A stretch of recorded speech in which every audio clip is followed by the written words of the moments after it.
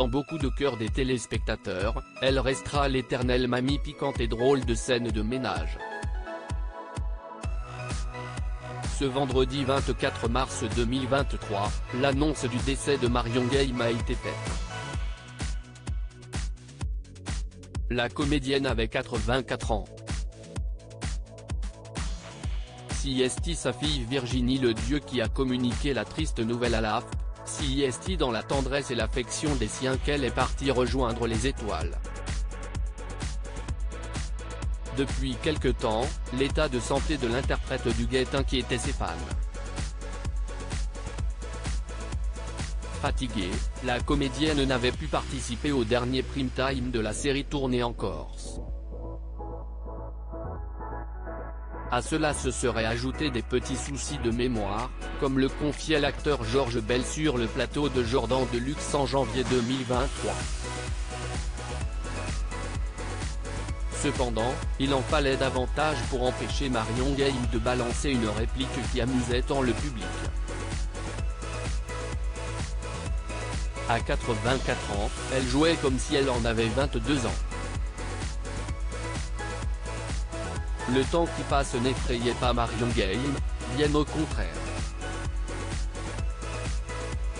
La vieillesse, ça veut dire qu'on est encore là, donc enjoy, déclarait-elle avec un véritable enthousiasme sur les ondes de Vivre FM en 2019. La comédienne n'avait alors qu'un seul rêve, être en vie le plus longtemps possible pour vivre les bons moments de la vie. Une joie de vivre qui a marqué les Français. Marion Guilhem, la revanche d'une actrice derrière son optimisme et son sens de l'humour, Marion Guilhem dissimulait les blessures du passé. Née le 31 juillet 1938 à Casablanca au Maroc, Madeleine Guilhem de son vrai nom a passé son enfance loin de ses parents. À 9 ans, elle a dû surmonter le décès brutal de son père. Sa mère démunie et ne pouvant s'occuper d'elle, Marion a alors été élevée par sa grand-mère. Une enfance douloureuse marquée par les remarques tranchantes et les moqueries de sa mère.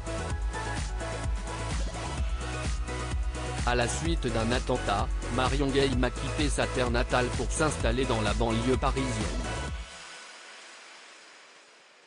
En enchaînant les petits boulots et ne s'épanouissant pas dans cette nouvelle vie, elle est tombée dans une déprime totale et appréhendait l'avenir avec des idées noires, comme elle le confiait sur le plateau de l'émission Ça commence aujourd'hui.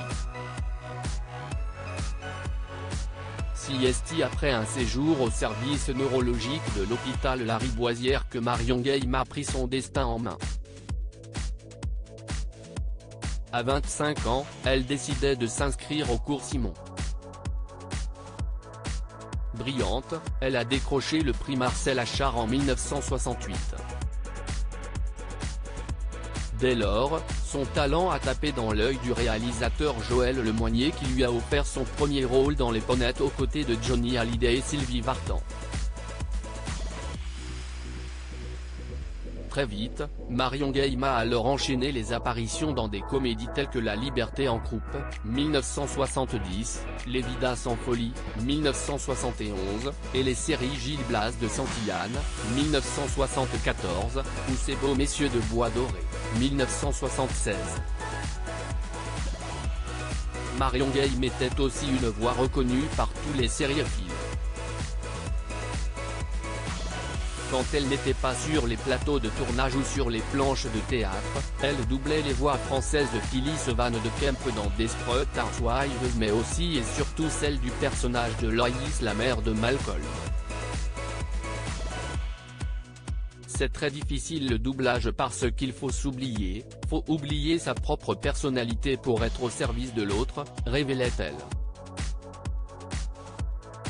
Mais pour beaucoup de téléspectateurs, Marion Guilhem était et restera Huguette dans la mini-série quotidienne Scènes de ménage. En 2009, elle est devenue l'épouse de Raymond, interprétée par Gérard Hernandez. Une retraitée piquante et prête à jouer des mauvais tours, mais qui était loin, très loin de sa propre personnalité. Cette bonne femme ne me correspond pas du tout. Le côté où toute sa vie elle aura été derrière un mari hargneux et désagréable. Mais moi, je ne tenais pas le coup 5 minutes. Moi c'était les affaires sur le palier, changement de serrure immédiatement, écrivait l'actrice au caractère bien trempé dans son livre C'est comment votre nom déjà ? Aux éditions Archipoche. Marion Game, ces hommes qui ont marqué sa vie. Si son mariage avec Gérard Hernandez à l'écran a duré, Marion Game a connu une vie sentimentale tumultueuse. À 20 ans, la comédienne est devenue l'épouse de Philippe Ledieu. 9 mois après leur union, ils sont devenus les heureux parents d'une fille prénommée Virginie.